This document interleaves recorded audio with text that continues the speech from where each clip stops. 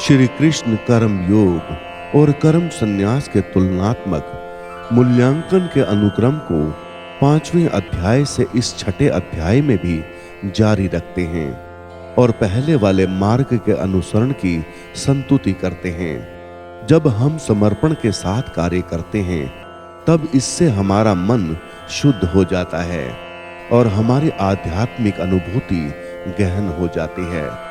फिर जब मन शांत हो जाता है तब साधना उत्थान का मुख्य साधन बन जाती है। ध्यान द्वारा योगी मन को वश करने का प्रयास करते हैं, क्योंकि अप्रशिक्षित मन हमारा बुरा शत्रु है और प्रशिक्षित मन हमारा प्रिय मित्र है। श्री कृष्ण अर्जुन को सावधान करते हैं कि कठोर तप में लीन रहने से कोई सफलता प्राप्त नहीं कर सकता और इसलिए मनुष्य को अपने खान पान, कार्यकलापों, अमोद प्रमोद और निद्रा को संतुलित रखना चाहिए। आगे फिर वे मन को भगवान में एकीकृत करने के लिए साधना का वर्णन करते हैं। जिस प्रकार से वायु रहित स्थान पर रखे दीपक की ज्वाला में झिलमिलाहट नहीं होती, ठीक उसी प्रकार साधक को मन साधना में स्थिर रखना चाहिए। वास्तव में मन को वश में करना कठिन है, लेकिन अभ्यास और विरक्ति द्वारा इसे नियंत्रित किया जा सकता है। इसलिए मन जहां कहीं भी भटकने लगे तब हमें वहां से इसे वापस लाकर निरंतर भगवान में केंद्रित करना चाहिए। जब मन शुद्ध हो जाता है तब यह अलौकिकता में स्थिर हो जाता है। आनंद की इस अवस्था को समाधि कहते हैं, जिसमें मनुष्य असीम दिव्य आनंद प्राप्त करता है। इसके पश्चात अर्जुन उस साधक के भाग्य के संबंध में प्रश्न करता है जो इस मार्ग का अनुसरण करना आरंभ तो करता है, लेकिन अस्थिर मन के कारण लक्ष्य तक पहुंचने में असमर्थ रहता है। श्री कृष्ण उसे पुनः आश्वस्त करते हैं कि जो भगवत प्राप्ति के लिए प्रयास करता है, बुराई कभी उस पर हावी नहीं हो सकती।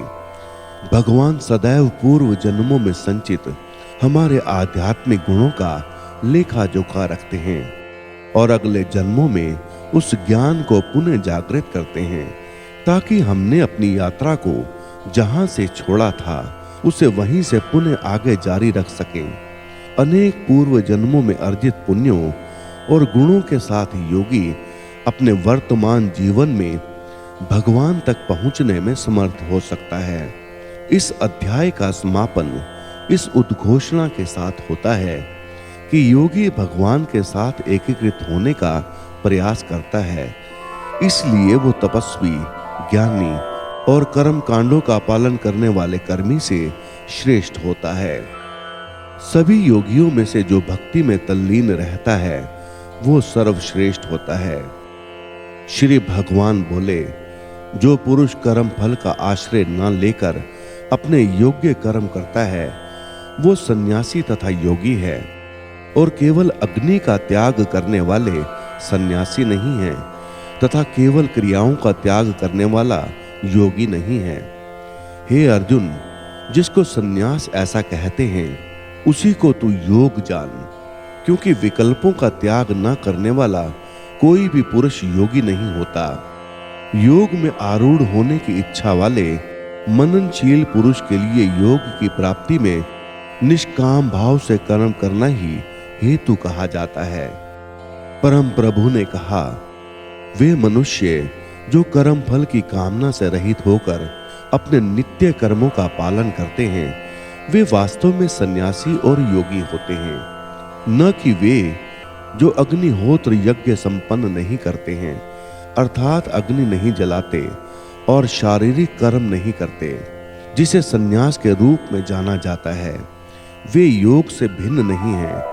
कोई भी सांसारिक कामनाओं का त्याग किए बिना सन्यासी नहीं बन सकता। जो योग में पूर्णता की अभिलाषा करते हैं उनके लिए बिना आसक्ति के कर्म करना साधन कहलाता है, और वे योगी जिन्हें पहले से योग में सिद्धि प्राप्त है उनके लिए साधना में परम शांति को साधन कहा जाता है। जब कोई मनुष्य न तो इंद्रिय विषयों में और ना ही कर्मों के अनुपालन में आसक्त होता है और कर्म फलों की सभी इच्छाओं का त्याग करने के कारण ऐसे मनुष्य को योग मार्ग में आरूढ़ कहा जाता है। मन की शक्ति द्वारा अपना आत्म उत्थान करो और स्वयं का पतन न होने दो। मन जीवात्मा का मित्र और शत्रु भी हो सकता है। जिन्होंने मन पर विजय पाली है, मन उनका मित्र है, किंतु जो ऐसा करने में असफल होते हैं, मन उनके लिए शत्रु के समान कार्य करता है। वे योगी जिन्होंने मन पर विजय पाली है, वे शीत ताप, सुख दुख और मान अपमान के द्वंद्वों से ऊपर उठ जाते हैं। ऐसे योगी शांत रहते हैं और भगवान की भक्ति के प्रति उनकी श्रद्धा अटल होती है। वे योगी जो ज्ञान और विवेक से संतुष्ट होते हैं और जो इंद्रियों पर विजय पा लेते हैं, वे सभी परिस्थितियों में अविचलित रहते हैं। वे धूल, पत्थर और सोने को एक समान देखते हैं। योगी शुभ चिंतकों, मित्रों, शत्रुओं, पुण्य आत्माओं और पापियों को निष्पक्ष होकर समान भाव से देखते हैं। इस प्रकार जो योगी मित्र, सहयोगी, शत्रु को समदृष्टि से देखते हैं और शत्रुओं एवं सगे संबंधियों के प्रति तटस्थ रहते हैं तथा पुण्यात्माओं और पापियों के बीच निष्पक्ष रहते हैं, वे मनुष्यों के मध्य विशिष्ट माने जाते हैं।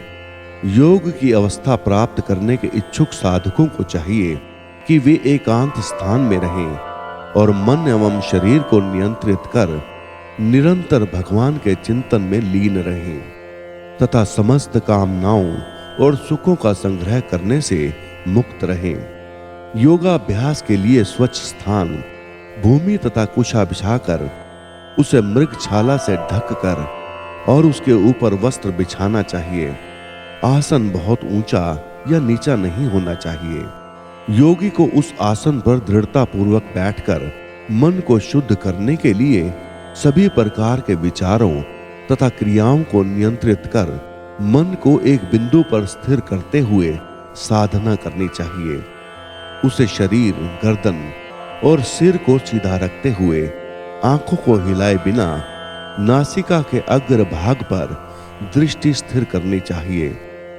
इस प्रकार शांत, भय रहित और अविचलित मन से ब्रह्मचर्य की प्रतिज्ञा में निष्ठ होकर उस प्रबुद्ध योगी को मन से मेरा चिंतित करना और केवल मुझे ही अपना परम लक्ष्य बनाना चाहिए। इस प्रकार मन को संयमित रखने वाला योगी मन को निरंतर मुझ में तल्लीन कर निर्वाण प्राप्त करता है और मुझ में स्थित होकर परम शांति पाता है।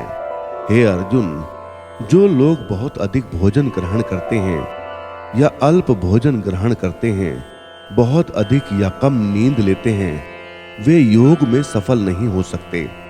लेकिन जो आहार और अमोद प्रमोद को संयमित रखते हैं, कर्म को संतुलित रखते हैं और निद्रा पर नियंत्रण रखते हैं, वे योग का अभ्यास कर अपने दुखों को कम कर सकते हैं।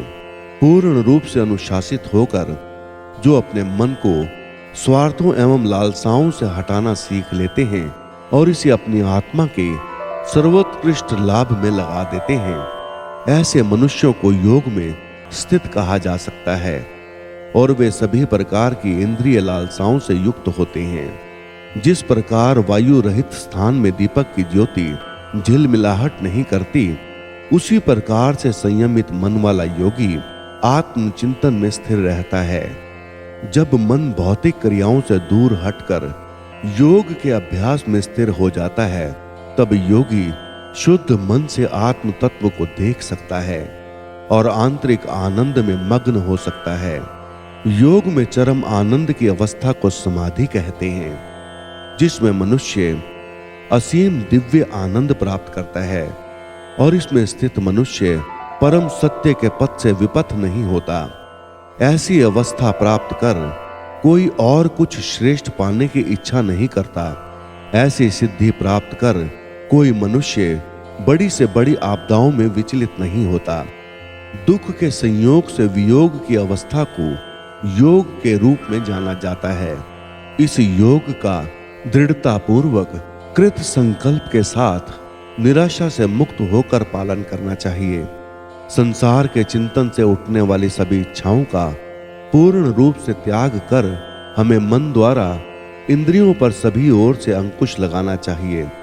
फिर धीरे धीरे निश्चयात्मक बुद्धि के साथ मन केवल भगवान में स्थिर हो जाएगा और भगवान के अतिरिक्त कुछ नहीं सोचेगा। जब और जहां भी मन बेचैन और अस्थिर होकर भटकने लगे, तब उसे वापस लाकर स्थिर करते हुए भगवान की ओर केंद्रित करना चाहिए। जिस योगी का मन शांत हो जाता है और जिसकी वासनाएं वश में हो जाती हैं एवं जो निष्पाप है तथा जो प्रत्येक वस्तु का संबंध भगवान के साथ जोड़कर देखता है, उसे अलौकिक आनंद प्राप्त होता है। इस प्रकार आत्म संयम योगी आत्मा को भगवान में एकीकृत कर भौतिक कल्पमश से मुक्त हो जाता है और निरंतर परमेश्वर में तल्लीन होकर उसकी दिव्य प्रेममयी भक्ति में परम सुख प्राप्त करता है। सच्चा योगी अपनी चेतना को भगवान के साथ एकीकृत कर समान दृष्टि से सभी जीवों में भगवान और भगवान को सभी जीवों में देखता है। वे जो मुझे सर्वत्र और प्रत्येक वस्तु में देखते हैं, मैं उनके लिए कभी अदृश्य नहीं होता और वे मेरे लिए अदृश्य नहीं होते। जो योगी मुझ में एक निष्ठ हो जाता है और परमात्मा के रूप में सभी प्राणियों में मुझे देखकर श्रद्धा पूर्वक मेरी भक्ति करता है, वो सभी प्रकार के कर्म करता हुआ भी केवल मुझ में स्थित हो जाता है। मैं उन पूर्ण सिद्ध योगियों का सम्मान करता हूँ जो सभी जीवों में वास्तविक समानता के दर्शन करते हैं और दूसरों के सुखों और दुखों के प्रति ऐसी प्रतिक्रिया व्यक्त करते हैं जैसे कि वे उनके अपने हों। अर्जुन ने कहा, हे मधुसूदन, आपने जिस योग पद्धति का वर्णन किया मेरे लिए अव्यावहारिक और अप्राप्य है, क्योंकि मन चंचल है। हे कृष्ण, क्योंकि मन अति चंचल, अशांत, हठी और बलवान है, मुझे वायु की अपेक्षा मन को वश में करना अत्यंत कठिन लगता है। भगवान श्री कृष्ण ने कहा, हे महाबाहु कुंती पुत्र, जो तुमने कहा वो सत्य है।